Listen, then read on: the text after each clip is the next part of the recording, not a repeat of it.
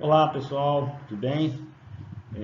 Como eu tinha prometido, até estou gravando a aula sobre alavanca. Eu dividi em duas partes, pessoal, para não ficar extenso, porque na hora de passar para o YouTube demora muito e até para vocês assistirem também fica cansativo, ok? Então, antes de falar de alavanca, a gente tem que tomar cuidado em relação na hora da prescrição, né, do exercício lá, a gente saber avaliar o movimento, porque as alavancas, a importância dela dentro do movimento, no dia a dia, ela é muito grande. Não só se você vai trabalhar na musculação, mas qualquer área que exija movimento, que você tenha que ver o melhor desempenho naquele movimento, você sempre tem que estar avaliando as alavancas que existem dentro do nosso corpo. E aí, né, uma definição de alavanca é considerado uma estrutura rígida, capaz de se movimentar ao redor de um ponto de apoio, que no caso é o eixo, né, o ponto fixo, e quando uma força ela é aplicada. Vamos ver isso na aplicação mesmo dentro do nosso corpo, como é que funciona.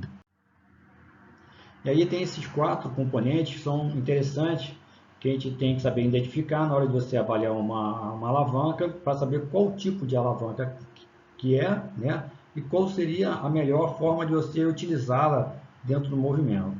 Então tem a haste rígida, que é o segmento corporal envolvido no movimento, né? Quais componentes, quais os segmentos que estão envolvidos nisso aí. O ponto fixo, que é conhecido como fulcro, é sempre que é a articulação. Então, uma vez que eu consegui identificar a articulação que está sendo envolvida no movimento, eu tenho dois braços, né, de trabalhos ali, que é o braço de força de potência, que é a força muscular, que representa o quê? Os músculos propriamente dito que está sendo trabalhado. E a força resistente, que é onde está o peso, né? Onde está esse peso no segmento? Está na mão, está no pé? Então, uma vez que você consegue identificar essas quatro situações, fica mais fácil você lidar com as ações da alavanca. E aí vamos lá. A primeira alavanca, conhecida como alavanca de primeira classe. Fica mais fácil de guardar a alavanca de primeira classe do que a alavanca interfixa. E o que ela diz? O ponto fixo se encontra entre a força potente e a força resistente. É mais bem desenhada para o movimento de balanceio. Então, uma vez que a gente pega aqui o nosso desenho, né, a gente consegue ver que ele está dizendo o seguinte: aonde está esse triângulo aqui é o nosso quê? Equilíbrio, né? O ponto de apoio, a nossa articulação. Aqui, a nossa direita é o braço de resistência, aonde vai estar o peso, e aqui, a nossa esquerda, o braço de potência, aonde vai ser o quê? A musculatura. Então, toda vez que você identificar uma alavanca nesse sistema, dessa forma, ela é classificada como uma alavanca de primeira classe. Fica mais fácil de a gente correlacionar isso aí. Deixa eu só apagar aqui para dar sequência. Ok? E aí, ó, uma das primeiras alavancas de primeira classe, a cadeira extensora, conhecida por todo mundo. Então a gente consegue observar que aqui o nosso joelho é a nossa articulação, que é o ponto fixo, né? Aqui a coxa, ou seja, o quadríceps é o braço de potência, que é o braço de força, e aqui esse suporte do pé, que é o braço de resistência. Okay? Então a gente observa que a articulação em si, né, ela está entre a força e a resistência. E aí como é que eu posso ajustar essa resistência sem mexer na carga ali? É só eu pegar esse suporte e se eu trouxesse ele para cá, para essa região aqui, ó, colocasse a essa altura aqui, já ficaria mais fácil a execução. Por quê? Eu diminuo esse braço de resistência. Então a gente vê que esse braço de resistência, né, que é essa dimensão que tem agora, aqui, ó, até aqui, ela vai ter outra dimensão, vai ter só essa dimensão aqui agora. Então, a gente percebe que esse braço de resistência aqui, ó, ficou bem menor do que o braço de resistência inicial. E aí, o que Campos, né, diz? O movimento de maior resistência consequentemente maior força muscular, onde você vai, né, trabalhar maior força muscular, ocorre nos ângulos de 45 a 50 graus. Então a gente percebe que nessa angulação, onde eu tenho maior exigência de força, lógico, durante todo o percurso até chegar a esse plano aqui totalmente da perna esticada, mas a 45 a 50 é onde eu tenho maior ganho de, né, força na musculatura. Mas isso não quer dizer que você vai trabalhar só nessa angulação. Pelo contrário, você sempre tem que trabalhar em toda a articulação como ela te oferece as opções de trabalho. Até porque para você o quê? Ganhar força em toda, né, a extensão da articulação, em toda a extensão da musculatura como um todo. Já aqui, ó, a cadeira flexora é o mesmo processo da cadeira extensora. Então, ó, nós temos aqui o nosso joelho, que é a nossa articulação, tá? E aí daqui do joelho até esse ponto aqui, ó, em vermelho, é o que? É o nosso braço de resistência, e a musculatura toda que está em vermelho é o nosso braço de força. Mais uma vez, como é que eu posso dificultar esse trabalho sem alterar nada? É só pegar esse ângulo daqui, ó, do joelho, e aonde está esse suporte, e cada vez que eu voltar ele para mais longe, mais próximo aqui, ó, em azul do meu calcanhar, eu estou fazendo o quê? Eu estou aumentando o braço de resistência. Então, se eu estou aumentando o braço de resistência, mesmo que eu não altere a carga, eu estou dificultando o trabalho, eu estou ampliando, né, o movimento, estou dificultando. Então, mais uma vez, Campos diz o quê? Que o movimento de maior resistência, com maior força executada, é justamente, né, na musculatura, quando você está numa flexão do joelho em 90 graus. Isso não quer dizer que você não vai trabalhar mais do que 90 graus. É lógico que você vai trabalhar também, porque, mais uma vez, você trabalha em toda a porção, né, da musculatura que ela te oferece recurso. Então, isso é importante você saber também. Mas ele deixa bem claro que é onde teve o maior torque de força, onde você teve uma exigência de força na musculatura, foi quando você chegou a 90 graus. Quando você começa a dobrar mais esse joelho do que 90 graus, esse grau de força ele vai diminuindo em proporções em relação à carga que você está utilizando. A carga já não se torna a mesma. Aqui, ó, a cadeira abdutora. Então vamos analisar lá o nosso quadril, né? Que é o que? A articulação envolvida, o quadril, tá? O glúteo, que é o nosso braço de força, a musculatura que está sendo envolvida. E aqui o suporte do joelho, é isso? O suporte do joelho, né? Que está sendo o quê? O nosso braço de resistência. Então, mais uma coisa, mais uma vez, a gente vê que a articulação ela está entre o braço de resistência e entre o braço de força. O que acontece? O glúteo ele está posteriormente aqui ao nosso desenho do quadril, né? Só para a gente identificar melhor. E aí, o que né, é considerado? O fortalecimento desta musculatura leva o quê? A maior proteção da parte externa da articulação, ok? Onde trabalha ali o que? O tensor da fascia látea, né? Principalmente pessoas que têm o joelho varo. O joelho varo é aquele que tem o joelho arcado para fora, né? Aquele joelho arcadão. É de fundamental importância devido que a diminuição da sobrecarga em cima da onde? Do ligamento colateral lateral. Lembrando, o joelho ele tem a estabilidade de 4 ligamentos: colateral, lateral, colateral medial, ligamento cruzado anterior, ligamento cruzado posterior. São esses 4 ligamentos que dão estrutura, né, ao joelho. Estrutura não, dão estabilidade ao joelho, para que você diminua o quê? Uma rotação interna, externa, ou um deslocamento anterior ou posterior da tíbia em relação ao fêmur. Dando continuidade, a gente vê aqui, ó, o exercício peitoral. Então, a gente observa que nesse ponto aqui é a articulação, é o ombro, A musculatura que eu quero trabalhar é o peitoral, está aqui, né? E o braço de resistência, apesar da mão estar aqui, mas é todo essa parte aqui do corpo que você está fazendo o braço de resistência. E aí, foi aquilo que eu comentei. Se você, ao invés de prescrever esse exercício, prescrever o quê?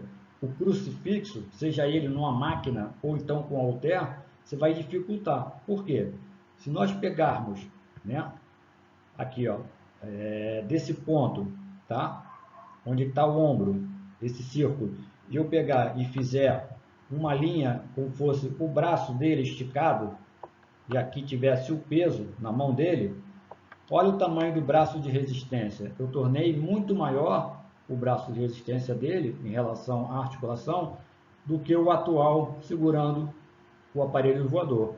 Então, uma vez que eu aumentei esse braço de resistência, por sua vez eu aumentei o quê? A complexidade do movimento. Eu dificultei esse movimento.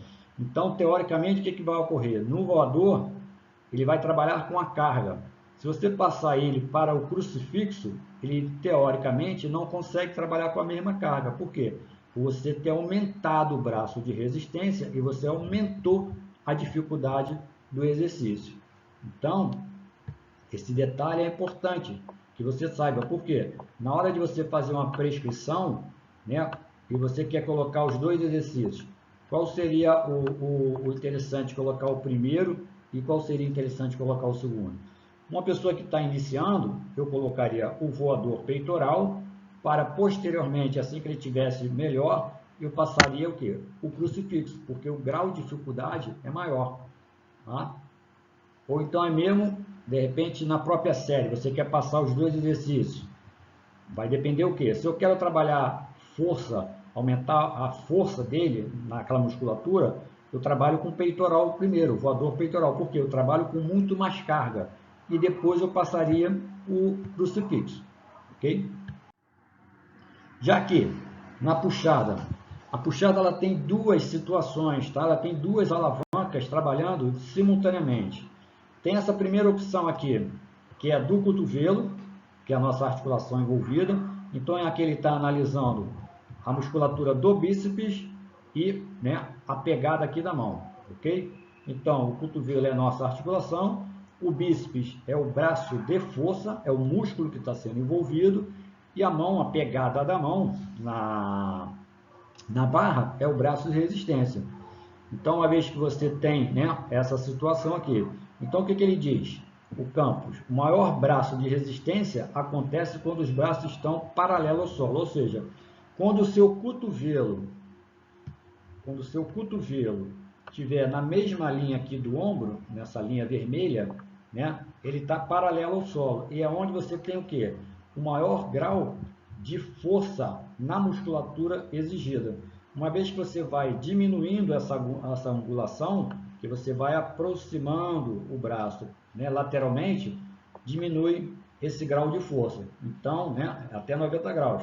Mas e aí? Vou trabalhar até 90 graus? Não, porque quando você prescreve esse exercício, você não prescreve para bíceps, você prescreve esse exercício para onde? Para o grande dorsal, que é a próxima foto que a gente vai ver. Já aqui, ó, uma outra situação de alavanca. Então aqui agora eu estou avaliando realmente o grande dorsal, que é o músculo principal que eu quero avaliar, né? O grande dorsal aqui, ok? Então, ó, o ponto ainda, né? O ponto agora mudou, a articulação do ombro agora que é a principal, e o braço de resistência continua sendo aonde? Né? A nossa pegada aqui, ok? Então, o que acontece? Mais uma vez a gente percebe que o braço de resistência, né? Depois vem a articulação e o braço de força, ou seja, a articulação está entre os dois novamente. E aí, quando você faz a aproximação em relação a você, da puxada lá da barra, você está solicitando mais o seu grande dorsal. Com relação ao tríceps, também é, né, uma alavanca de primeira classe. E essa posição de tríceps, pessoal, é a melhor posição que você tem em trabalho de ganho de força, ok? A gente vai ver depois lá à frente, porque existe uma coisa chamada insuficiência ativa, tá? Então, esse momento aqui, ó, essa figura, essa posição é a melhor que tem para você trabalhar o seu tríceps. Primeiro, porque os braços estão relaxados ao longo do seu corpo. Então, você tem toda uma eficiência mecânica de todo o segmento muscular, tá? Desde a sua inserção até a sua origem. Então, tem aquele diz que o quê? O tríceps braquial é mais forte quando o ombro está em flexão, né? No caso aí, da forma, ou seja, o braço junto ao seu corpo. Então, mais uma vez, o cotovelo é a nossa articulação envolvida e justamente ela está entre a força, que é o que? O tríceps, e a resistência, que é a mãozinha pegando a barra. E o stiff, tá? O último dessa primeira parte aqui da aula é uma também de primeira classe, ok? Por quê? O quadril, né, é o que faz o movimento. E aí você tem o quê? O tronco, onde o braço está estendido, segurando a barra com peso ou halter ou qualquer outra coisa, que é o seu braço de resistência, e a musculatura posterior, né, aonde nós queremos trabalhar, é o braço de força. Então, justamente você está, né, a articulação está no meio das duas, ok? Um detalhe nesse movimento, se você faz com a perna totalmente estendida, a eficácia em cima da musculatura posterior é muito maior. Quando você começa a flexionar um pouco o seu joelho, você começa a ter uma distribuição de forças. O glúteo ele começa também a participar um pouco maior nessa ação. Então, você tem que ver o que você quer priorizar. Se você quer pegar só mesmo a posterior, enfatizando a posterior como um todo, ou você quer dar uma quebrada. E aí entra outros fatores importantes que a gente tem que saber identificar. Ou seja, será que ele não é muito encurtado a posterior e ele não consegue fazer com a perna estendida? Será que a coluna dele, né, os paravertebrais dele são fracos, ele não consegue descer muito? Será que ele não tem uma boa mobilidade do quadril? Será que, como o colega colocou na aula, uma hiperlordose também não pode, né, atrapalhar na execução do movimento? Então, isso tudo tem que ser analisado. Por quê? Essas intervenientes todas, elas vão alterar diretamente onde? Na alavanca. Então, como é que vai ficar a alavanca? Vai ficar comprometida? Não vai. Será que o peso também, em excesso, também não pode ser um fator? Então, né, como a gente costuma falar, o que é importante, nós sabermos analisar o movimento e não apenas fazer a prescrição do exercício, ok? Então, eu vou ficar por aqui e aí depois eu vou gravar outra para a gente dar sequência à nossa aula.